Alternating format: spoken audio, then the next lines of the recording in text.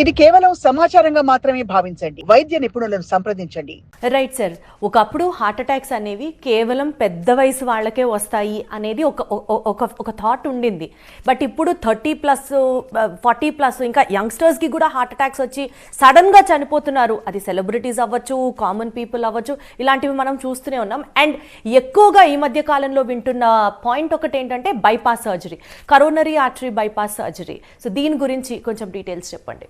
నేను 2006లో house surgeoncy చేసే టైంలో కార్డియాలజీ వార్డులో గుంటూరు మెడికల్ కాలేజ్లో మేము చూస్తే ఎక్కువ శాతం మంది హార్ట్ అటాక్ పేషెంట్స్ అందరూ 60 పైబడ్డ వాళ్ళు, 50 పైబడ్డ వాళ్ళే ఉండేవాళ్ళు. కానీ టు అవర్ సర్ప్రైజ్ లాస్ట్ 1 డెకేడ్లో ఇప్పుడు 2023లో ఉన్నాం, అంటే ఆల్మోస్ట్ 18-19 ఏళ్ళు అవుతుంది. సో ఈ 2 డెకేడ్స్లోనే 20 సంవత్సరాల్లోనే దీంట్లో ఎంతో మార్పు వచ్చింది. దీనికి ప్రధాన కారణం డయాబెటీస్. ఏషియన్ కంట్రీసు, పర్టికులర్గా ఇండియా అనేది ప్రపంచంలోనే మధుమేహానికి క్యాపిటల్ లాగా మారింది. ఈ డయాబెటీస్ వల్ల మన దేశాల్లో, ఆ ఏషియన్ కంట్రీస్లో ప్రధానంగా భారతదేశంలో గుండె జబ్బులు అనేవి ఒక డెకేడ్ నుంచి 2 డెకేడ్స్, అంటే ఒక 20 సంవత్సరాలు, 10 నుంచి 20 సంవత్సరాలు ముందుగా వస్తున్నాయి యూరోపియన్ కంట్రీస్తో పోలిస్తే. ఇది చాలా ప్రధానమైన ప్రాబ్లం మనకి. సో ఇట్లా వస్తున్నాయి అనటానికి ఎటువంటి డౌటు లేదు. ఇప్పుడు 10 మంది ఐసీయూలో పేషెంట్స్ ఉంటే అందులో 4-5 ఖచ్చితంగా 40 లోపు వాళ్ళు కూడా ఉంటున్నారు. సో దీనికి కారణం మన జీవన విధానమే. మళ్ళీ చెప్పినా కూడా అది ఎంతో ప్రజలకు ఎక్కువ రిజిస్టర్ అవ్వాల్సింది. మన జీవన విధానం మారాలి, ఫిజికల్ ఇన్యాక్టివిటీని మనం పారుద్రోలాలి, చెడు అలవాట్ల నుంచి దూరంగా ఉండాలి, మనం తినే ఆహారాన్ని చాలా జాగ్రత్తగా తీసుకోవాలి అనేది చాలా ముఖ్యం. ఈ బైపాస్ సర్జరీ అంటుంటారు కదా సార్, అసలు అది ఎందుకు చేస్తారు, దానివల్ల వచ్చే బెనిఫిట్స్ ఏంటి? సో బైపాస్ సర్జరీ అనేది ఒక కాంప్లెక్స్ సర్జరీ. హార్ట్ అటాక్ వచ్చిన తర్వాత పూడికలు ఉన్న వాళ్ళకి చేసే సర్జరీ. నేను అందరికీ అర్థం కావడానికి స్టెంట్ బైపాస్ సర్జరీ అనే దాన్ని చాలా తేలికగా అర్థమయ్యేలాగా చెప్తాను. ఫర్ ఎగ్జాంపుల్, ఒక రోడ్డులో బ్లాక్ వచ్చి పాడైంది అనుకుందాం. ఆ రోడ్డుని మరమ్మత్తు చేసి ఎక్కడైతే గుంట పడిందో ఆ ఏరియాని ప్యాచప్ చేసి రోడ్డు బాగు చేసుకోవటం స్టంటింగ్ లాంటిది. అదే రోడ్డులో మల్టిపుల్ బ్లాక్స్ వచ్చి రోడ్డు అంతా పాడైంది అనుకోండి, కొత్త రోడ్డు చేసి కింద రోడ్డు ఎక్కడ బాగుందో అక్కడ దాకా రోడ్డుని కలపటాన్ని బైపాస్. ఇదే సింపుల్, ఇంతే. ఇది 2 రకాల విధానాలు.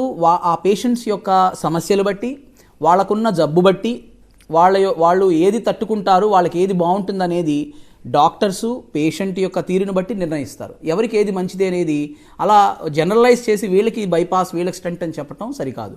బైపాస్ సర్జరీ అనేది ఒక మేజర్ సర్జరీ, ఓపెన్ హార్ట్ సర్జరీగా చేయొచ్చు. ఇప్పుడున్న అడ్వాన్స్డ్ టెక్నాలజీ తోటి మినిమల్లీ ఇన్వేజివ్ సర్జరీ కూడా చేయొచ్చు. యాంజియోప్లాస్టీ అంటే ఏంటండి, ఈ కాంటెక్స్లో తెలుసుకోవాలనుకుంటున్నాం. కరెక్ట్. యాంజియోప్లాస్టీ అన్నా స్టెంటింగ్ అన్నా ఇప్పుడు ఒకటే.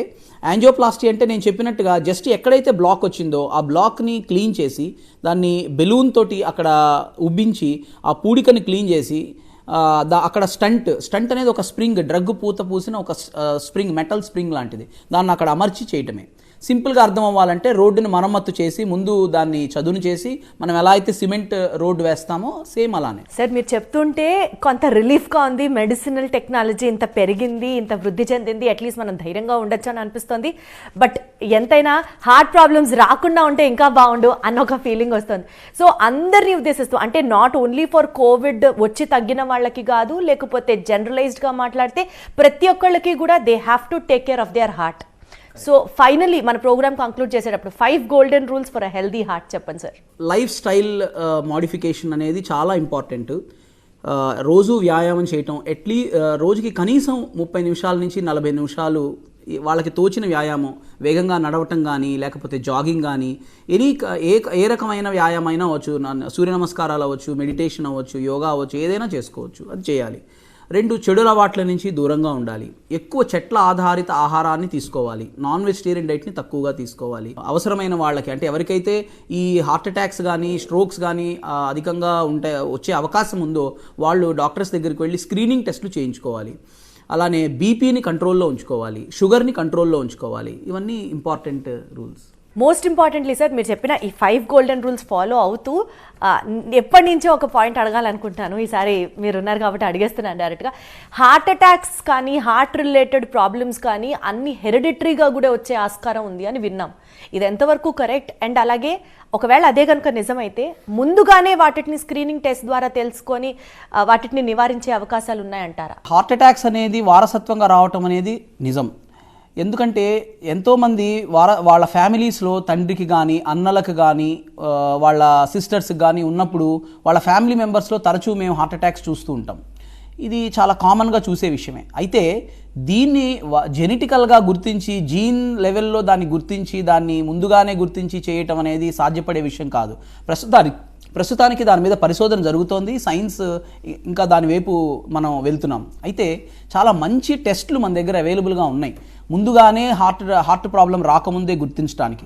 నేను చెప్పిన జీవన విధానంలో మార్పులన్నీ చేసుకుంటూ ఎవరికైతే ఇట్లా ఫ్యామిలీలో కనుక హార్ట్ ప్రాబ్లమ్స్ ఉన్నవాళ్ళు ముందుగానే ECG, echo, treadmill, coronary calcium score, CT scan ద్వారా చేసే పరీక్షలు, ఇటువంటి కొలెస్ట్రాల్ చెక్ చేయించుకోవటం, షుగర్ చెక్ చేయించుకోవటం, బీపీ చెక్ చేయించుకోవటం, అవన్నీ చేయటం ద్వారా ఫ్యూచర్లో హార్ట్ ప్రాబ్లమ్స్ రాకుండా మనం తప్పకుండా నివారించాలి. థ్యాంక్ యూ సో మచ్ అండి. అట్లీస్ట్ కొన్ని ఇన్సైట్స్ హార్ట్ హెల్త్కి సంబంధించి మీరు ఇచ్చినవి మేము మా లైఫ్ స్టైల్లో ఫాలో అవ్వడం స్టార్ట్ చేస్తే డెఫినెట్లీ ఇంప్రూవ్మెంట్ ఉంటుంది అండ్ బెటర్మెంట్ ఉంటుందని ఎక్స్పెక్ట్ చేస్తున్నాం. Thank you so much. Thank you అండి.